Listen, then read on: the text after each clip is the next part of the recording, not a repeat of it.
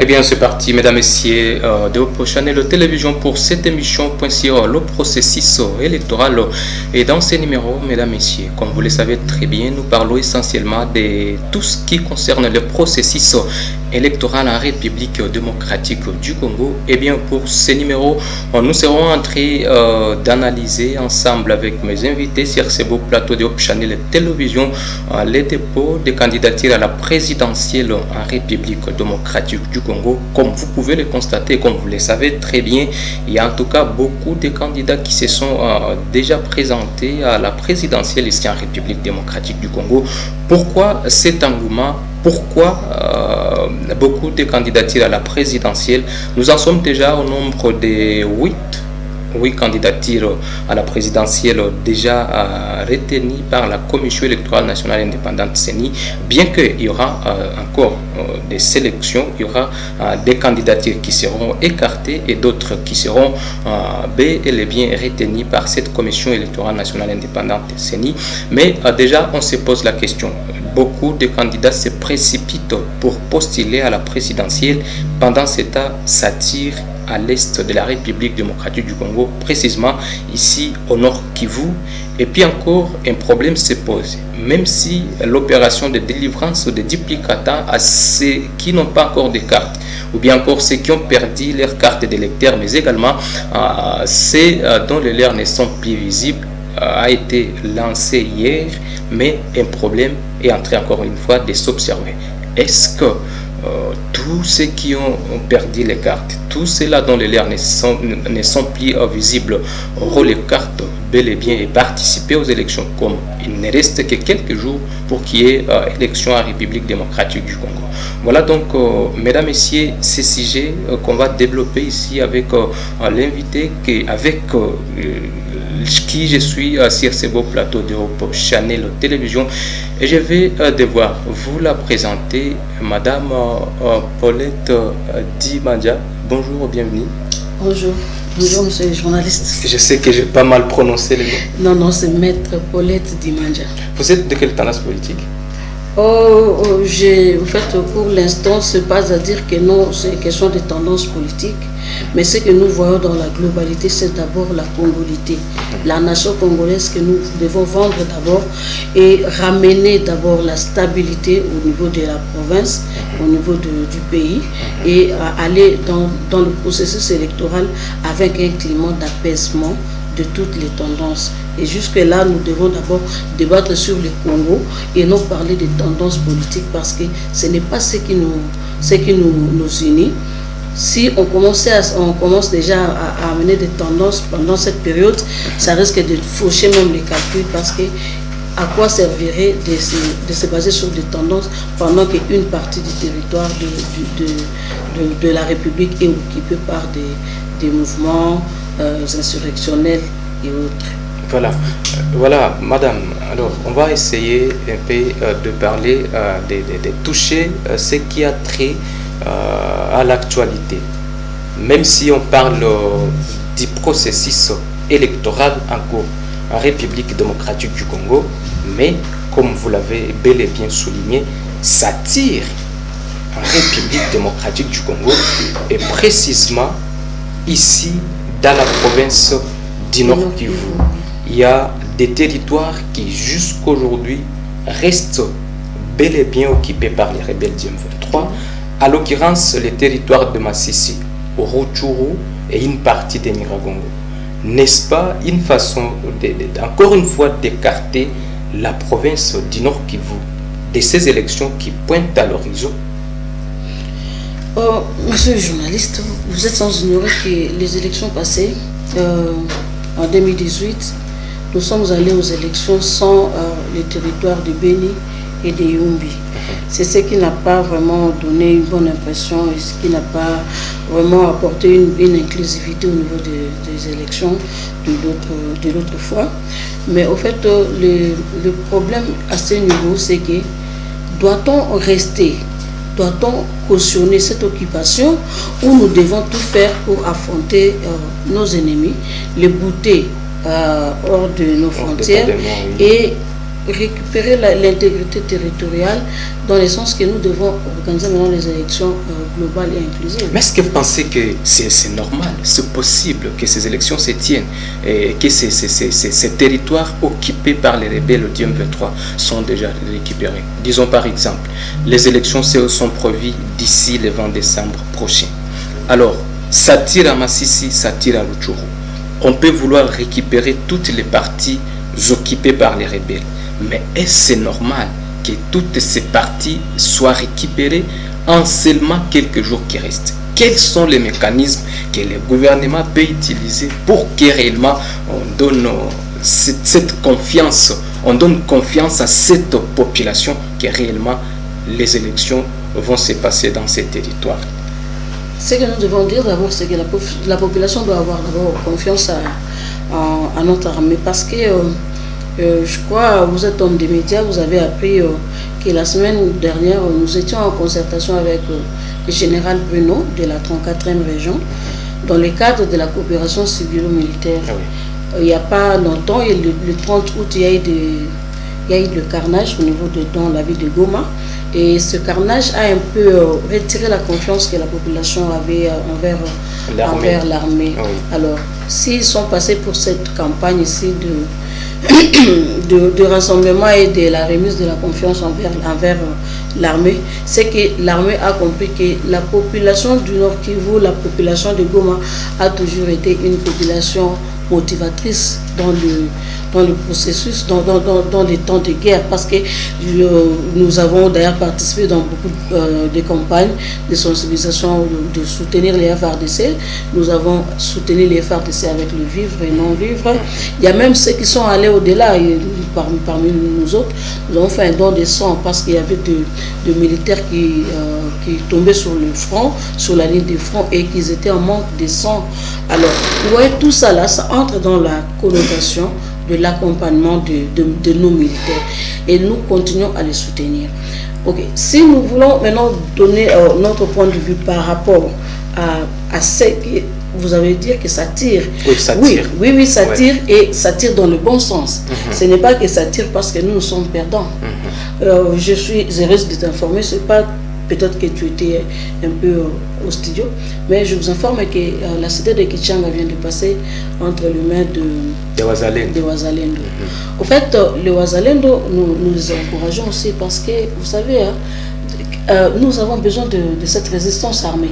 Mais maître, est-ce qu'il n'y a pas un problème?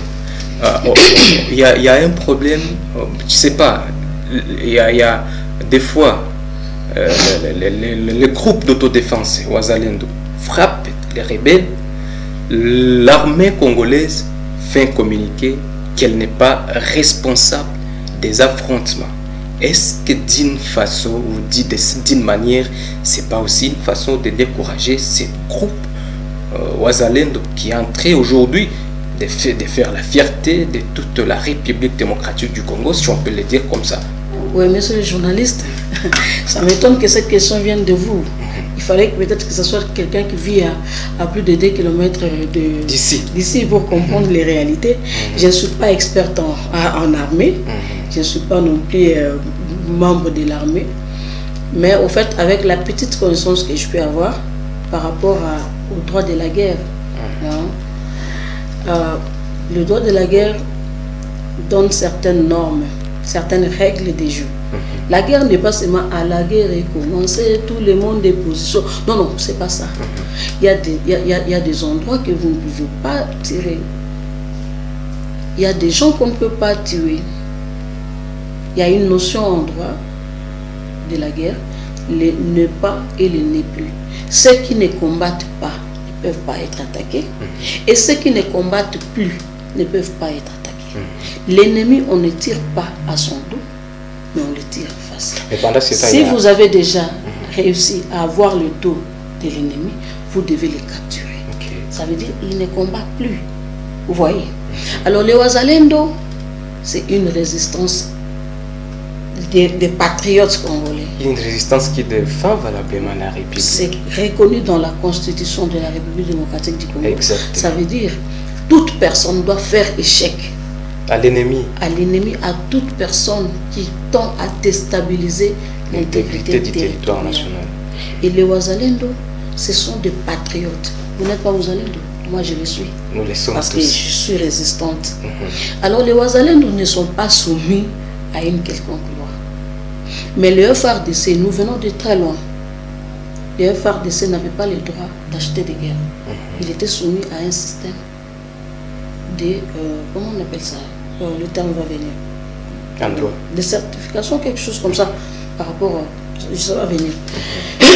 Alors, c'est maintenant que nous venons d'avoir au moins l'allègement sur ces plans qu'on appelait, qu'on sous-entendait que c'était l'embargo, mais que les Nations Unies viennent d'éclairer pour dire que ce n'était pas l'embargo, mais c'était un système, je crois, de notification. Oui, c'est voilà. Ça. Notification, c'est l'achat des armes. Voilà. Aujourd'hui, si la RDC ose tomber dans l'erreur, parce que l'ennemi est en train de vouloir pousser les FARDC à l'erreur. Vous voyez, et ils sont toutes les fois plaintifs pour dire que les FARDC viennent de violer les cessez-le-feu. Mais et quand ils attaquent les FARDC, la communauté internationale est calme. Vous voyez. Alors les FARDC jouent son jeu. On n'est pas là pour dévoiler. Les jeux qu'on ne veut pas, en tout cas dévoiler ici aux médias. Mais maintenant, si on prenait le contexte électoral combiné au contexte sécuritaire, à Massissi, il n'y a pas eu enrôlement. À Rutshuru, même chose. Alors, quelques mois seulement nous séparent de ces élections. Pendant ce temps, c'est la même question qui revient. Ça tire de ces côtés-là. Et pourtant, la CENI a promis qu'il y ait un processus inclusif. Est-ce que écarter Massissi, Rutshuru et une partie de Nyiragongo à ces élections, est-ce qu'il y aura inclusivité dans le processus électoral? On ne fait pas cette fois-ci assister à ce qui s'est passé en 2018. Vous l'avez souligné, Beni et Yumbi n'ont pas participé à ces élections.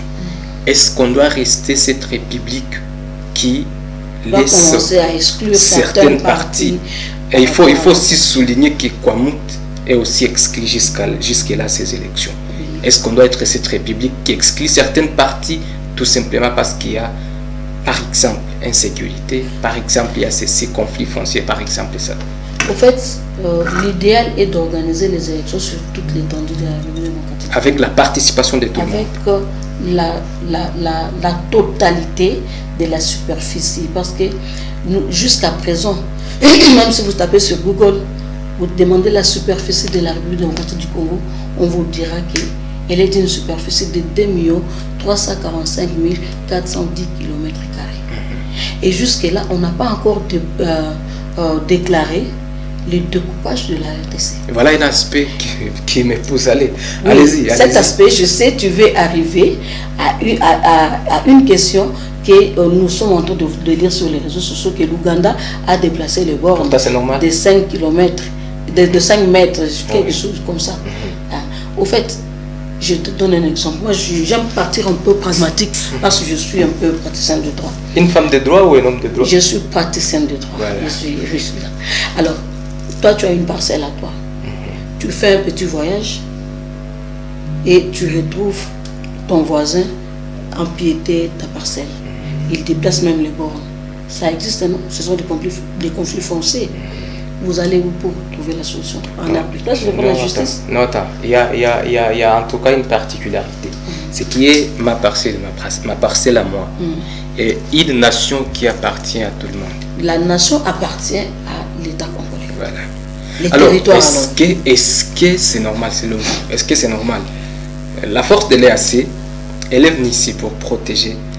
En parlant de l'EAC, oui. En parlant de l'EAC, l'EAC est une force de la sous-région. Oui, exactement. Dans laquelle la RDC vient de ratifier son adhésion. Mais je ne soutiens pas l'EAC. Je ne soutiens pas. Moi, je suis vraiment contre la présence de l'EAC sur le territoire congolais. Mais vous soutenez le fait que les bornes sont en train de... Je ne peux pas soutenir. J'étais en train de te donner un exemple pour te dire que quel que soit le temps que tu prendras en voyage, quand tu reviendras, tu revendiqueras ton temps tu revendiqueras ton territoire. N'est-ce pas que ça va encore apporter un problème? L'État congolais est sous des normes internationales. Est-ce que vous pensez que les limites de la RDC ne sont pas connues? Aujourd'hui, on a déplacé de bornes, on a placé. Mais c'est retraçable. Avec les limites, on a tracé les limites depuis l'indépendance du Congo. Mais ne voyez-vous pas que ça va créer encore une fois un problème avec le Rwanda? Il y a une voie de résolution pacifique du conflit. Entre autres, les négociations internationales. C'est une voie de résolution du conflit. Vous voyez? Et avec l'allure dans laquelle nous sommes en train de partir, ça, ce sont juste des provocations. Ils veulent créer une inimité entre la population et les dirigeants. Et ces jeux-là, nous sommes en train de comprendre ça. Mais aussi à nos dirigeants. Ce n'est pas qu'on doit tout ramener comme si on était dans une jungle. Nos dirigeants doivent nous aider. Quand ils doivent signer des accords, ils doivent tenir compte de tous les paramètres possibles. Ça fait plus d'une année que nous sommes amputés de nos territoires de la RDC.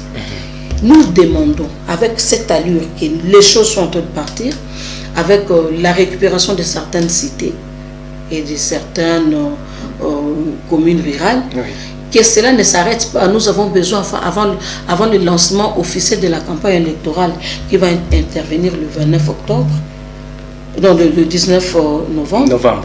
Oui, nous avons besoin que la conquête, qu'il y ait la reconquête de territoires occupés par le Rwanda sous couvert des M23 et sous la bénédiction des forces régionales. Parce qu'en réalité, ces forces régionales ne nous servent pas vraiment presque à rien, parce que le M23 continue à conquérir des territoires par leur présence.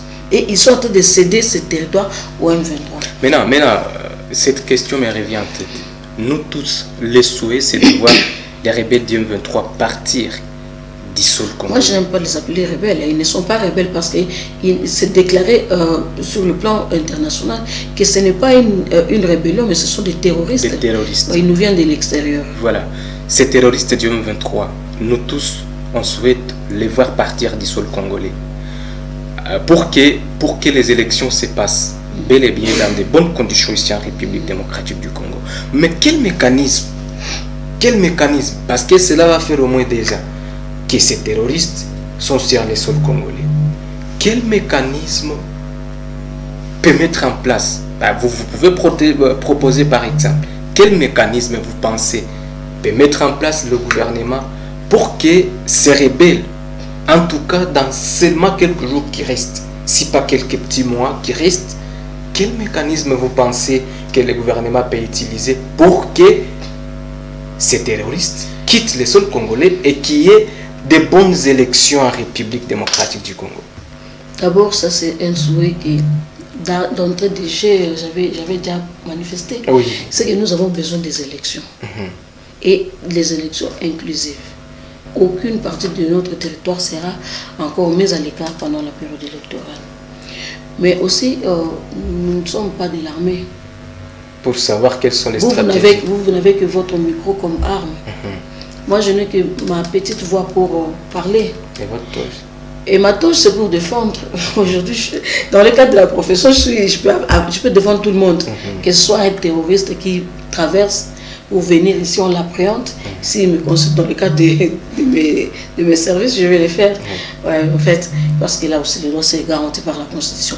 Mais ce que nous demandons, nous étions avec le général Bruno l'autre fois, nous lui avons donné notre vœu le plus ardent, c'est de retrouver Rutshuru, de retrouver Bunagana. Il a même promis. Il a promis, d'ailleurs, il a dit qu'il va faire la route. Il ne va pas partir par avion. Moi, j'ai évolué dans le Rutshuru là-bas. C'est un territoire qui me manque, vous savez. Ça fait beau vivre, hormis la sécurité, vraiment. C'est vraiment un territoire paradis. Alors, nous avons besoin que nos autorités, nous ne devons pas rester sur de promesses. Nous sommes fatigués de promesses. On ne pensait pas que les M23 résisteraient 5 jours, 10 jours, 1 mois, et de mois en mois, on a compté une année. C'en est de trop, parce que nous devons faire les élections. Quand viendra-t-il pour les élus, les députés provinciaux, si Rutshuru et Masisi ne participent pas aux élections? Vous avez idée? Donc, ça veut dire Rutshuru et Masisi n'auront pas de représentants au niveau de l'Assemblée provinciale. Est-ce qu'ils seront reconduits, par exemple, les élus provinciaux? Ça aussi ce n'est pas une option. Parce que quand on a exclu Beni et Yumbi, on n'avait pas reconduit les députés de cette époque. Alors, ce qui veut dire qu'ils n'ont pas été représentés valablement au sein de l'ensemble provincial. Alors, nous avons besoin d'une inclusivité parce que même le gouverneur qui sera élu, il sera le gouverneur élu d'une certaine contrée. La contrée occupée par les rebelles, par les terroristes M23, voulais-je dire, est contrôlée par ces gens-là. Les taxes, les impôts, l'artisanat minier est contrôlé par ces gens. Vous voyez que c'est un manque à gagner pour l'État congolais parce qu'ils occupent pratiquement deux frontières. Vous prenez Ishasha, vous prenez Bunagana. À qui ça profite? Vous imaginez? Alors, en fait, nous sommes très francs, très fermes, que nous n'allons pas transiger. Nous demandons aux autorités qui nous ramènent la paix le plus vite possible. Maintenant, à cette question, on veut tous que les M23 partent, mais aussi on veut l'inclusivité du processus électoral. Et c'est normal que ces partis où les citoyens ne se sont pas fait enrôler participent aux élections. Certes, nous voulons que toute la République démocratique du Congo participe à ces élections. Maintenant, les souhaits les plus ardents pour tout le monde, c'est de voir les rebelles du M23 partir. Maintenant, après que ces terroristes sont partis, on pense maintenant comment inclure toutes ces parties qui ne sont pas jusque-là concernées par ces élections. Quel mécanisme la CENI va utiliser selon vous pour récupérer Masisi, Rutshuru? Vous voulez parler dans le cadre de l'enrôlement? Oui, de l'enrôlement. Qui est restée à Rutshuru. Oui. Depuis l'enrôlement jusqu'à aujourd'hui, dépôt des candidatures. Comment vous pensez la CENI va se comporter pour que réellement il y ait inclusivité, pour qu'on parle de l'inclusivité du processus électoral? Bon, par rapport à cette question, il fallait me mettre au plateau avec la CENI. Avec la CENI, parce que moi je ne sais pas comment la CENI fonctionne. Moi je ne peux pas en même temps parler par rapport à la CENI. Je ne suis pas expert en cette matière. Mais ce que moi je sais, c'est que la population qui est cantonnée ici à Kanyaruchinya et dans les camps des déplacés ont été enrôlés. Donc, si on disait qu'aujourd'hui la population doit retourner, cette population a été enrôlée par l'équipe de Rutshuru. Maintenant, pour ceux qui sont restés sur les terrains, là, c'est une question que vous devriez peut-être adresser à la CENI. Ne voyez pas qu'il y aura aussi un problème avec ceux qui vont déposer les candidatures, par exemple? Non, en fait, si c'est par rapport à ça, c'est la CENI qui doit répondre. Mais moi, je pense que, parlant de l'inclusivité du processus électoral, c'est une question très majeure que la CENI devra établir, je pense. Parce que le gouvernement est en train de parler de ça. Je pense que la CENI a déjà préparé une réponse par rapport à cette question. Sinon, pour nous, nous réservons sur le plan d'exprimer notre vœu, de faire participer la population des territoires occupés. Voilà. Alors, comme on parle déjà de la Commission électorale nationale indépendante CENI, vous comprenez déjà que nous sommes déjà dans les vifs du sujet. On parle processus électoral dans cette émission. Alors, il y a un problème qui se pose. D'abord, pas un problème, mais c'est une bonne chose. Parce qu'aujourd'hui, le processus est en train d'aller vers sa fin d'une très bonne manière. Aujourd'hui, ce sont les dépôts des candidatures à la présidentielle qui sont en train d'être réceptionnés par la CENI. Et jusqu'aujourd'hui, on a réceptionné, la CENI a réceptionné les candidatures à la présidentielle. Alors, les problèmes qui se posent, on veut aller aux élections, mais des problèmes persistent encore à la CENI. La CENI avait annoncé la délivrance des duplicata pour les électeurs qui ont perdu leurs cartes et c'est là dont les leurs se sont effacés. Ça va faire au moins un mois que la CENI a annoncé. Mais ici au Nord Kivu, ici à Goma, c'est hier qu'on a annoncé que l'opération commence. Ne voyez-vous pas encore une fois un problème? ces présidents, ces candidats présidents qui sont en train de déposer leur candidature, est-ce qu'ils auront ce qui vont porter, ceux qui vont les élire, par exemple, vu ces problèmes qui gangrènent encore une fois la CENI. La CENI qui montre toujours ces problèmes liés à la logistique. Oui, en fait, je vais être un peu pragmatique. On a lancé l'enrôlement ici, c'était en quel mois? Je me rappelle plus trop. Moi, je me suis enrôlé le deuxième jour. Ok. Je me suis fait enrôler le deuxième jour. C'était au mois de mai? Je crois, hein, ça doit être le mois d'avril ou le mois de mai. C'était en avril. En avril. Voilà. Moi, je me suis enrôlé le deuxième jour. Ok. Je te dis que vous arriviez sur les colonnes, les agents étaient là libres. Il n'y avait pas de gens. Les Congolais n'attendent que les derniers temps, les dernières minutes. Mais est-ce que vous avez une carte, une très bonne carte? Moi, ma carte ne s'est jamais effacée. Elle existe, elle est en bois, comme je l'ai eu. Vous savez, c'est aussi question du civisme. Le Congolais n'a pas un civisme. Il faut vraiment recycler les Congolais par rapport à ça. Je ne suis pas d'accord avec vous. Non, non, je vais justifier ma position. Vous savez, les Congolais ne considèrent pas sa carte. La carte d'électeur, qui fait office de la carte d'identité. Les Congolais ne la considèrent pas très capitale. Mais ils conservent bien la carte bancaire. Pourquoi?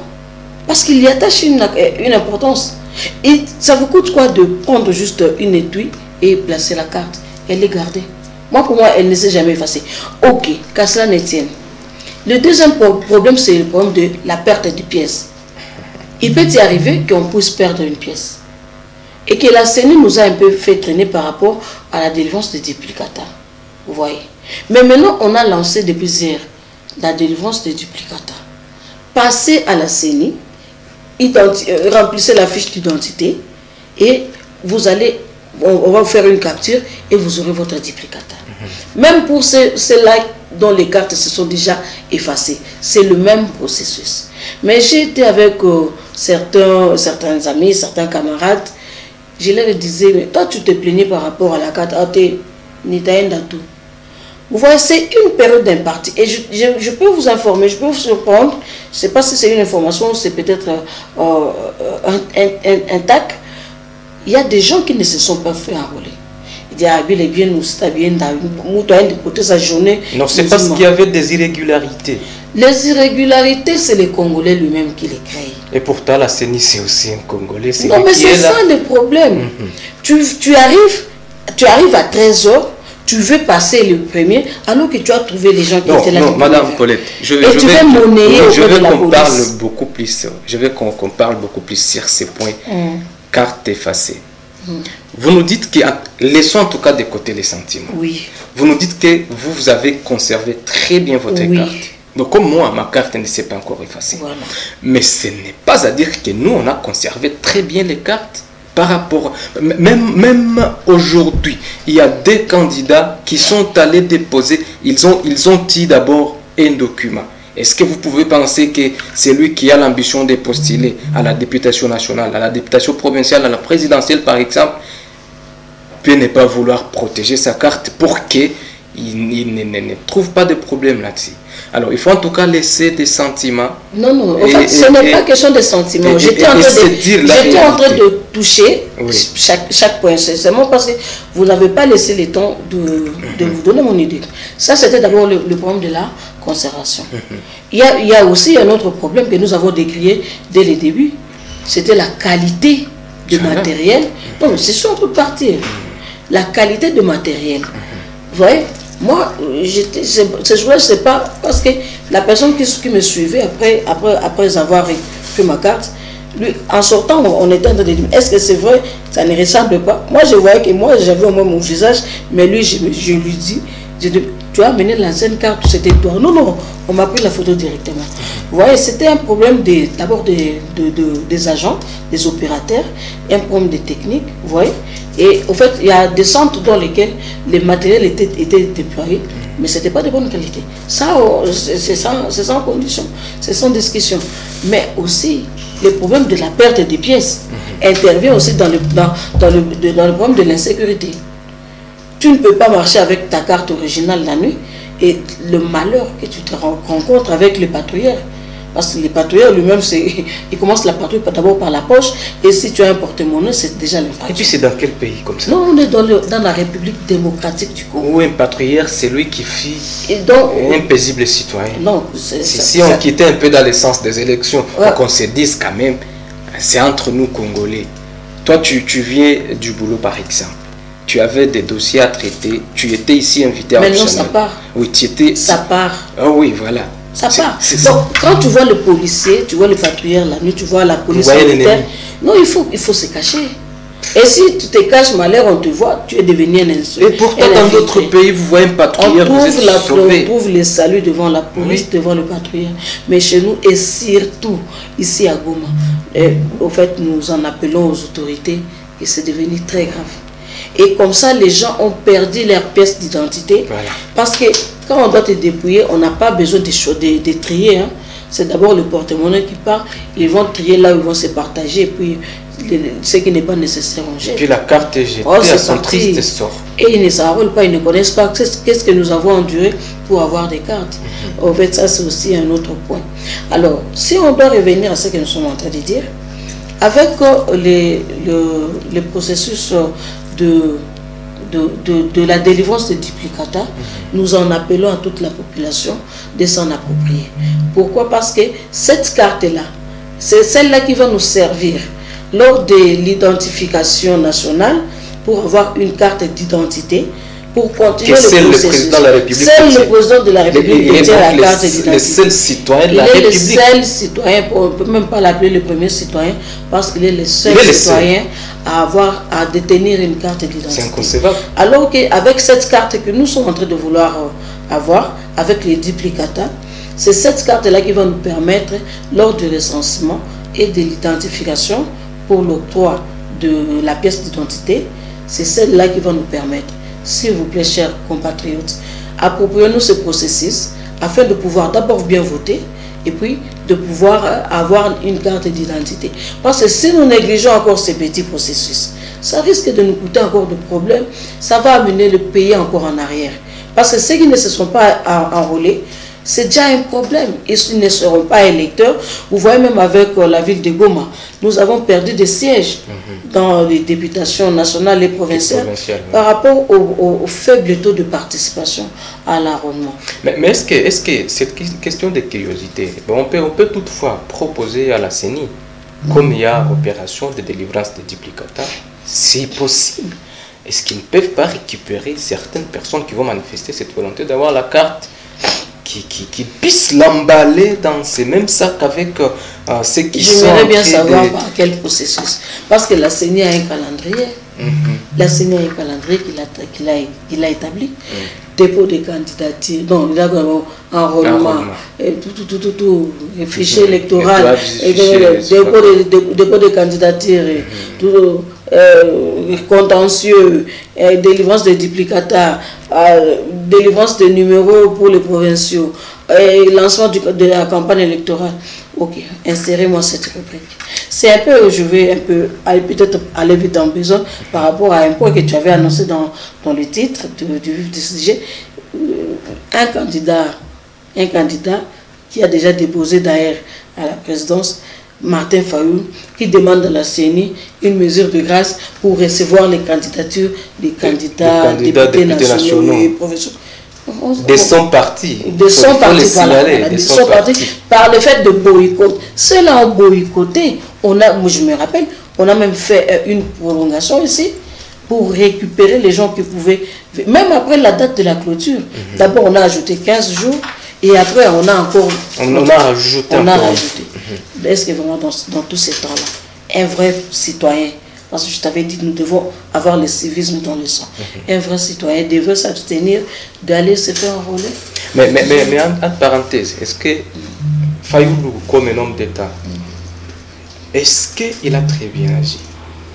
Je sais que vous allez dire non, parce que je ne sais pas pourquoi, mais est-ce que réellement, Fayoulou, après avoir interdit à ses députés qui avaient aussi cette ambition de se présenter à ces élections, mais qui, au départ, et après... Il a respecté le mot d'ordre du parti. Ça, c'est quel parti qui a refusé que les autres ne postulent pas Oui, et puis lui-même, l'autorité morale, si on peut le dire, lui-même, il va maintenant postuler. Est-ce qu'il se rend compte du cimetière politique qu'il vient de créer?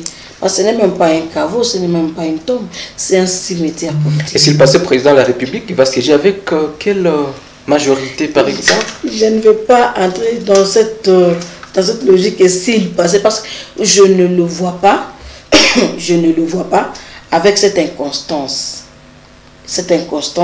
politique, avec ce radicalisme extrême. Vous le traitez de radical? Non, en fait, je ne le traite pas, mais c'est ce que je lis en lui. Parce qu'un homme d'État doit... digne de son nom. Voilà, doit analyser, doit prendre le pour ou le contre. Moi, en fait, avant, je voyais que c'est celui qui est au pouvoir qui refusait d'organiser les élections et qui préparait les glissements.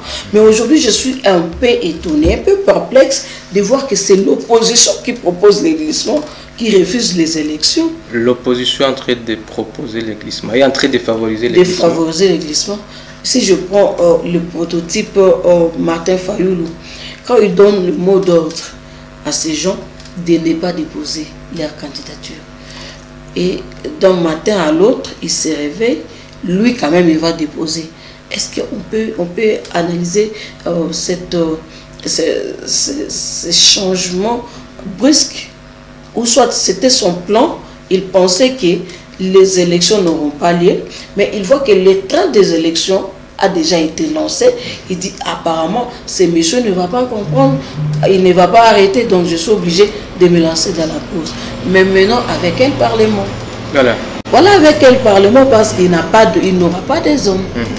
Voilà, Madame Paulette. Bon, il peut prendre la formule de 2018 pour dire que non, Félix n'avait pas la majorité. Il a volé des élections. Ouais, en fait, c'est lui le président élu. Il était déjà élu, mais il n'avait pas la majorité, mais il a pactisé. Alors, nous sommes en train de finir avec cette émission. Mais, oui, candidature déjà réceptionnée à la CENI, notamment Matata Mpogno, qui était le premier à déposer sa candidature à la présidentielle, mais qui est poursuivi par la justice, il faut le souligner, dans les dossiers du parc agro-industriel Bukangalonzo, mais également Deli Sesanga, Moïse Katumbi, qui d'abord sa candidature a été contestée, et puis après sa candidature a été retenue par la Commission électorale nationale indépendante CENI. Denis Mukwege, le gynécologue, Constant Moutamba, Martin Fayoulou, Marie-Josée Ifoku, la seule femme qui s'est déjà présentée à ces élections. Mais il y a aussi le pasteur Ngalassi. Oui, et puis les pasteurs Ngalassi sont les 8 candidatures déjà retenues. Très rapidement là, quelle analyse vous pouvez faire autour de ces 8 candidatures retenues, même si après la réception de ces candidatures, la CENI va rejeter peut-être certaines et retenir d'autres. Bien que Tshisekedi n'a pas encore déposé sa candidature. Quelle analyse vous pouvez faire par rapport à ces candidatures déjà réceptionnées par la CENI? Au fait, nous saluons le courage de tous les candidats, ceux qui se sont déjà prononcés. Moi aussi, j'aimerais bien... J'aimerais bien déposer en tant que... Pour être la deuxième femme. Deuxième femme. Je salue le courage de Marie-Josée Ifoku, en tant que seule femme actuellement. Mais au fait, moi je me demande si nous sommes en train de parler de la présidence globale de la République, ou nous sommes en train de postuler dans un parti politique. Ou soit peut-être dans une mutualité. Ok, c'est donner à tout le monde le droit de déposer sa candidature et de faire battre campagne. Mais moi, je me pose la question, les 100 000 là dont on parle, c'est 100 000 francs ou 100 000 dollars. Oui. 100 000 il faut les souligner, 100 000 dollars. Voilà. Ah oui. Ce n'est pas à jeter dans l'eau. Ah oui. On donne à la CENI. Non, mais même donner à la CENI, c'est toujours jeter dans l'eau. Mais comment? On sait, on se connaît quand même dans ce pays. Non, par exemple, vous voulez postuler à la députation nationale ou bien présidentielle, vous avez la conviction que vous allez gagner les élections. Oui, vous pensez que vous avez jeté votre argent? Non, non. Ça veut dire, quand nous nous engageons, nous devons d'abord être sûrs de ce que nous sommes en train de faire. Il y a des gens, il y a des candidats qui sont poursuivis par la justice, même s'ils ne sont pas encore condamnés. Mais il y a aussi ceux qui commencent de manigance juste au dépôt. Parce que la CENI est très bien claire par rapport aux documents, aux éléments que vous devez remettre à la CENI. Mais quand vous amenez, par exemple, je peux prendre le certificat de nationalité et le casier judiciaire. Ce sont des documents officiels qui ne sont délivrés que pour le besoin de la cause. Il n'a jamais été déposé en photocopie. Là, vous voulez parler de Maurice Katumbi. Nous avons vu Maurice Katumbi parce qu'il devait envoyer le jet, aller récupérer les originaux. Mais est-ce qu'on peut douter déjà que la candidature de Maurice Katumbi sera rejetée? Non, comment ça? On ne sait pas, la CENI n'a même pas encore traité les candidatures. Est-ce qu'on peut douter? On ne peut pas préjuger sur ça. Laissons à la CENI d'analyser les documents. Très rapidement. Et puis, aussi, on apprécie que non, le document doit être rejeté. La candidature doit être rejetée.